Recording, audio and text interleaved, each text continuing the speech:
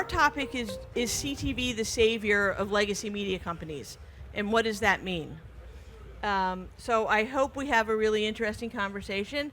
We have two great guests to help us talk. I'm going to let you introduce yourself. Sure. So first, Joanna. Yeah, you bet.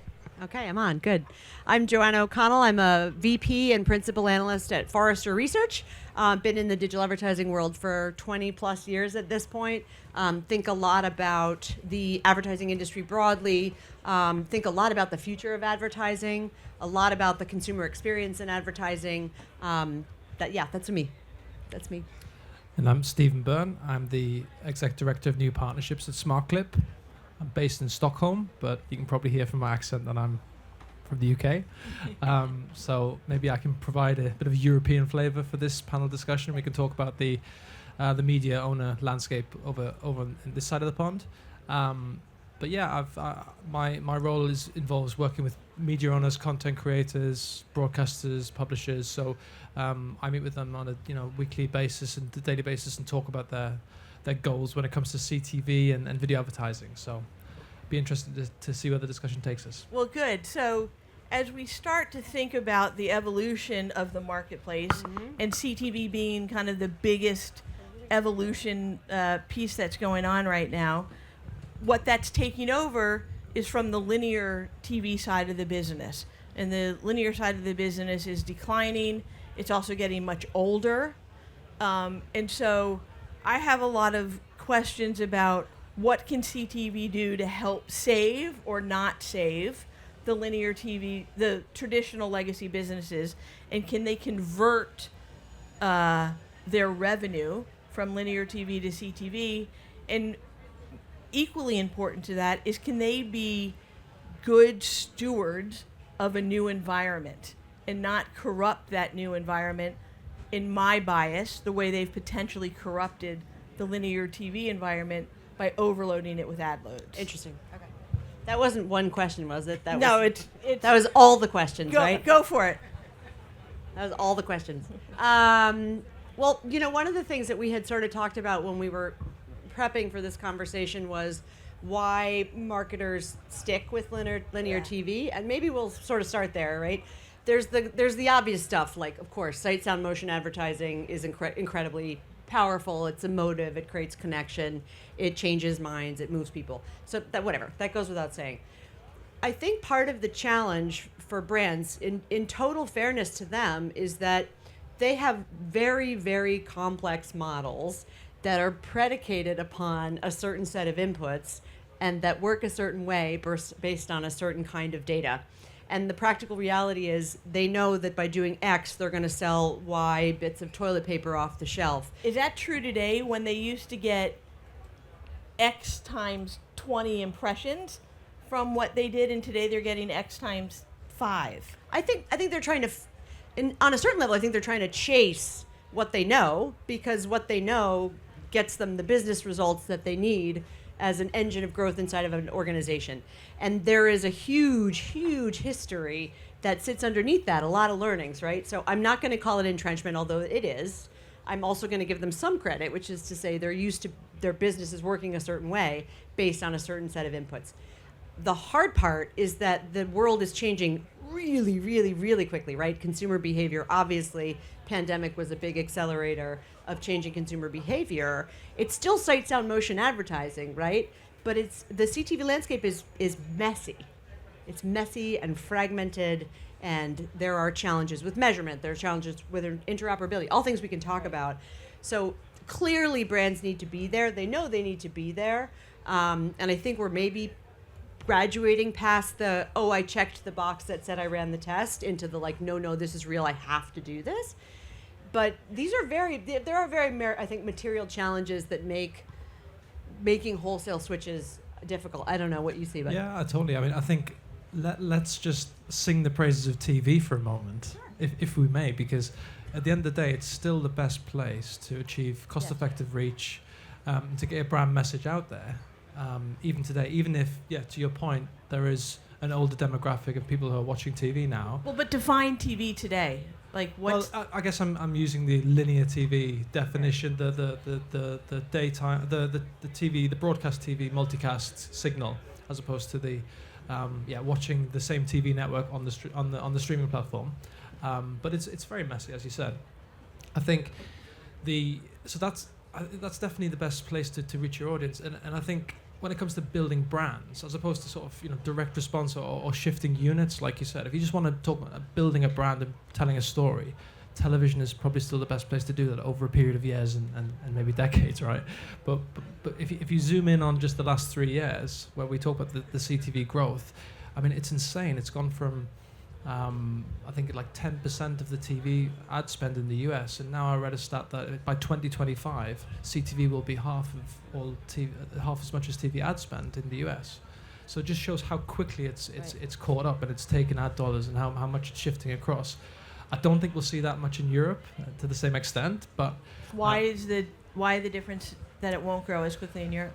Because Europe is much more fragmented. Europe is obviously a set of many countries, some of which are really small, 5 million people, not as big as the metropolitan area of New York. And they have their own national ecosystems with 2 or 3 broadcasters that really dominate that landscape. So really, when it comes to CTV viewing, if you look at any of the European studies that come out, you'll see that the broadcast of the BVOD services are the ones that really dominate when it comes to CTV consumption. And actually these there's challenger brands that are coming through, and also the gaffers who are starting to show up. They definitely do not consume anywhere near as much of the attention as a kind of typical broadcaster would do. So it's really interesting if you're an advertiser and you're thinking, where do I plan where do I get my campaign on CTV? It's actually through the broadcasters in the main, who are the linear TV guys. So they are offering now more advanced options and more CTV options to try and kind of capture this ad spend. But you don't. So you have country level fragmentation, which is absolutely fair. That feels true. But I get the sense that there's less explicit competition and desire to stick it to the other guy in Europe than there is in the United States, because I do feel like we have some real behemoths in the kind of content space and programming space here in the States, and there's progress, but in general I think there are real fiefdoms, and so there's, I think, a little less interest to sort of genuinely play together than maybe is given lip service to, and it feels a little bit like a US problem. Yeah, possibly. I mean, the market's so big there, right? So they can do it on their own. Exactly. And I think in Europe you can't. So you have to form alliances. You have to team up with your previous enemies and become frenemies for a period to try and fight off the other guys, right? It's kind of like Game of Thrones and the White Walkers, right? And wait, who are the White Walkers? Yeah, they're the big enemy, right? And so everybody has to team up, and the 5 armies have to come together and fight the other guy.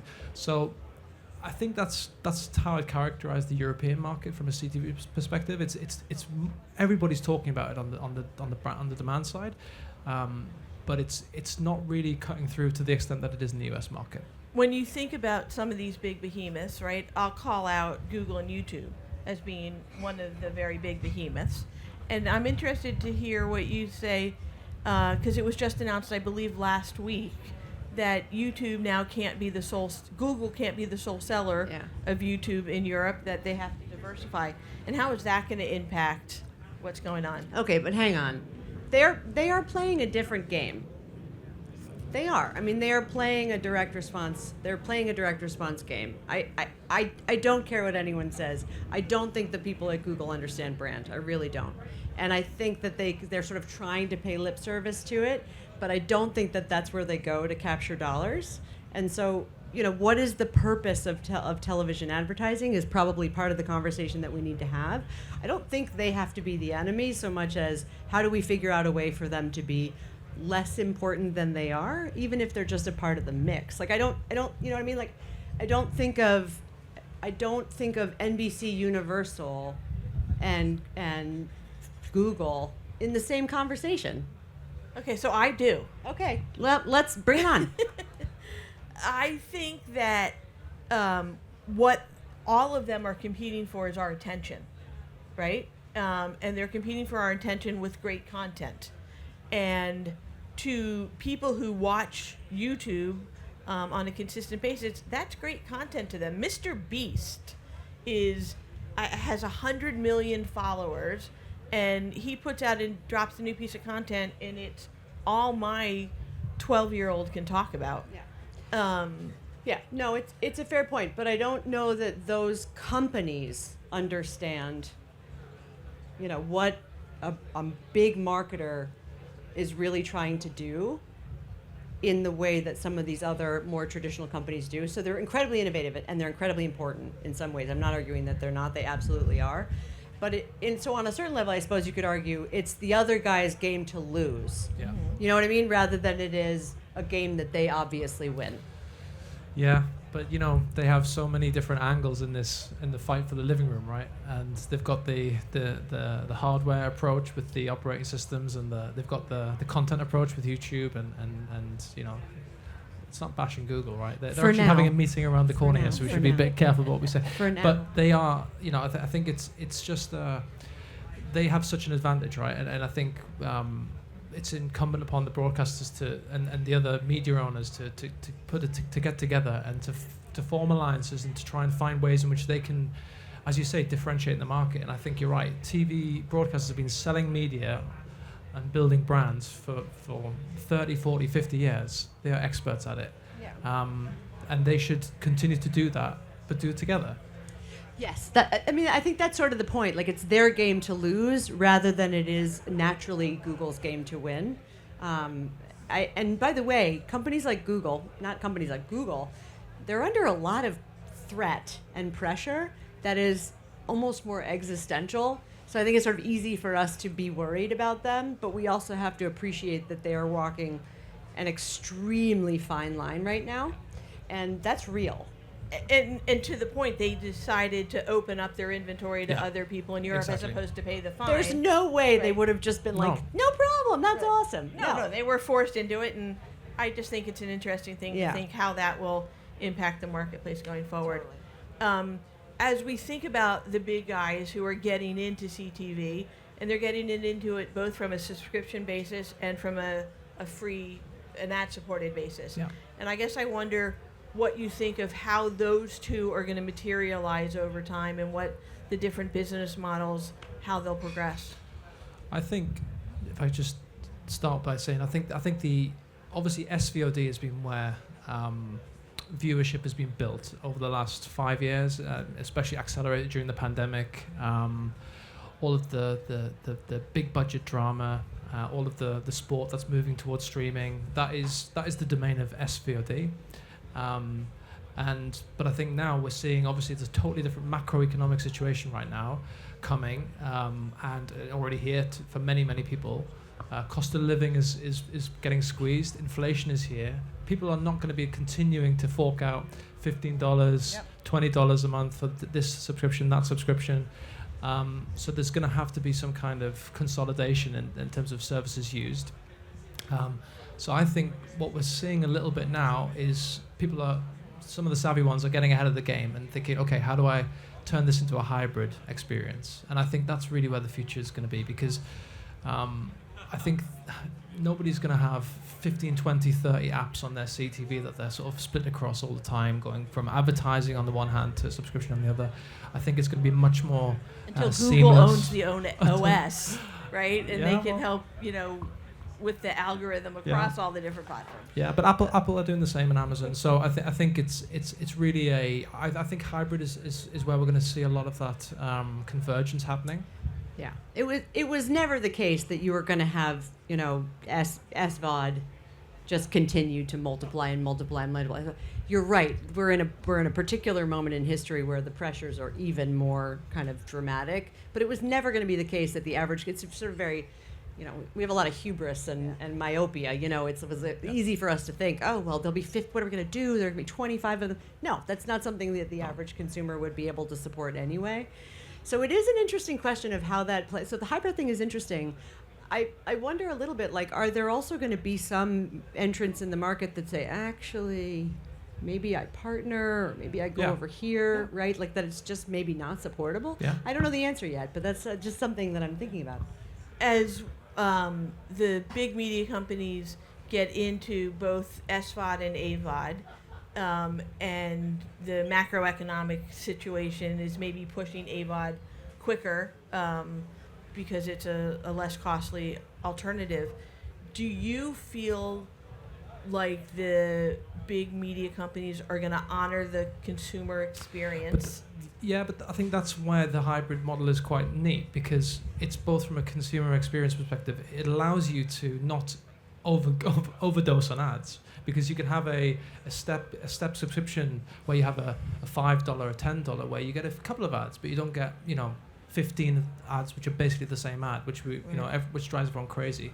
So I think that's where there's a sort of an opportunity there to try and finesse and find the model. I mean, if you look at how Hulu have obviously done this in the US for a long time. I mean, you guys can speak to how successful that is or not. But I think it's still relatively new in the European market. But we're definitely seeing that broadcasters here have traditionally had maybe a different brand for their AVOD business and to their SVOD business. And now they're starting to get rid of one of the brands and merge them under one like ITVX or in the Nordics, Viaplay Group is now the SVOD platform, and they've partnered with Pluto TV for the AVOD. So the previous Via Free brand is now dead. So I think you're starting to see these things change where there is consolidation.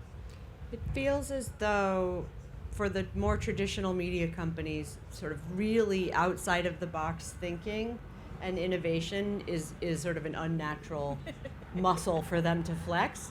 I mean, you gave Hulu as an example. That's a good example. That's not Disney, And so, Roku, they're doing lots of really interesting things and innovating in all kinds of ways and doing lots of sort of live testing of new formats and so on and so forth. So there's the not terrible ad experience, which is like kind of a sad baseline for us to be aiming for. And then there's like, what is a great, set of ad experiences of the future in these environments where we have so much, like it's such an open palette right now.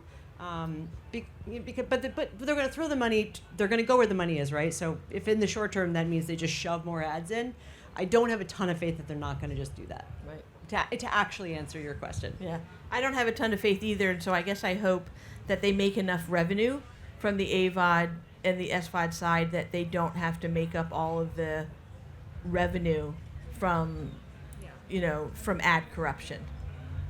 I've been asking them about that for years now. Like, what kinds of things are you doing to kind of manage the consumer experience? And they're sort of, I want to believe that the answers are getting better. But in general, ad loads here in Europe are not as high as in the US. So I think, yes, it's a problem, and people do comment that, that BVOD service, there's 8 mid-rolls, oh my God. But, I mean, if you compare it to watching 45 minutes of linear TV, it's actually nowhere near the same number of exposures. So I think it's the levels are slightly different, and I think that's also why there's probably less inventory overall in Europe, and why it is such a smaller market. It's not really at the scale that it is in the US, but that will of course grow in the coming years as we see CTV come to the fore in the European markets. Yeah. So we started the conversation that you correctly brought us back to about why are CMOs still spending so much of their money in linear TV and not investing as much in the newer platforms? And part of that, I think, is price related, right? That they have a benchmark for linear TV that all their models are based on and where they've seen success. And to have to go 2x to that cost is a big point in it. So I wonder how you think CEOs are going to think about testing these higher price points and being willing to play out what those higher price points mean. Well, of course, all of these things are interconnected, so you can't have a conversation about the price point without having a conversation about the measurement, right? And then you get into a really long, complicated discussion about what is a currency and what is measurement in the world of television, where in digital we're like, what are you talking about? What do you mean? There's like a bunch of ways you can buy, and then you measure it and you see if it worked. And it's challenging, I think, for digital people to sort of wrap their heads around the fact that there's this weird currency versus measurement conversation that happens. But there's so much entrenchment in that, It does feel like there's a lot more experimentation with sort of alternative, I was going to say alternative truths, but that's ridiculous. Like with, other lenses on what's happening. And I think like just naturally, the fits and starts of those kinds of experiments as they start to play out, people will be more willing to take chances and be more willing to move because they will say, oh, I have a sense of what this is doing for me. But we're in a weird experiment, we're like in the awkward teenage phase of it. What if you come at it from the other angle with what Netflix is talking about doing, about commercializing, their content? And I wonder how consumers are going to feel about commercialization in a Netflix model. I don't think it's going to go well. I really feel like the traditional SVOD platforms they've built their whole brands up on this high-end drama, this non-interrupted viewing, and that's what people go to these platforms for. That's what they pay so much money for. It's to be undisturbed and to be completely zoned in on your favorite show. I know Netflix is trying to kind of change its perspective to be a bit more like TV with its sort of zeitgeisty shows and things that they're doing now, but they're not really capturing the national zeitgeist in Europe. But with that, by any means, I mean that's the role of the broadcaster, right? So I think I think that's where people will start to switch off actually, and I think you have to be really, really careful how you introduce advertising into that sort of type of content. I think it works much better around big formats, around the classic kind of soap opera content that is big in Europe, of course, as well, and those are still the more streamed shows. If you look at the latest research done by Thinkbox in the UK, and they looked at the top 20 shows of 2021, the number one show was Coronation Street from ITV, this like long-standing soap opera that's been running for 40 years, 50 years, and I think the biggest show from Netflix was Friends, and then the next biggest show was Big Bang Theory.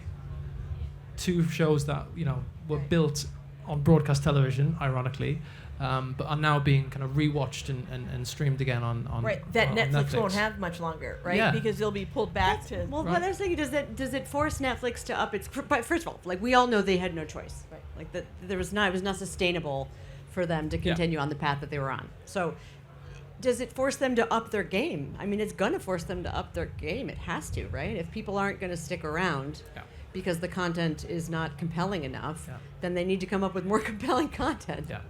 But I think they could offer different access to different types of content, right? You don't have to have the Sure. the Netflix originals in the free service, right? Yeah, That would make it sense. could be tiered. I'm really into this idea of giving consumers both more choice and more responsibility. Yeah. So Hulu used to, I don't even know if they have it anymore, but they used to have an ad that said, do you want to watch 1 60-second at the beginning, or do you want to watch commercials throughout? And that's a fairly straightforward way of making a consumer become part of the conversation and take some responsibility for the choice and like live with their choice. There's something basic and psychological in sort of human psychology in that.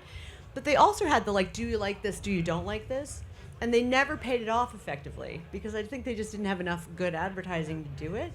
But continuing to, I think, play around with different models that, and the tiering, for example, giving consumers more responsibility to make choices, is They understand the value again, like from a exchange. basic human psychology standpoint, has some power. Yeah.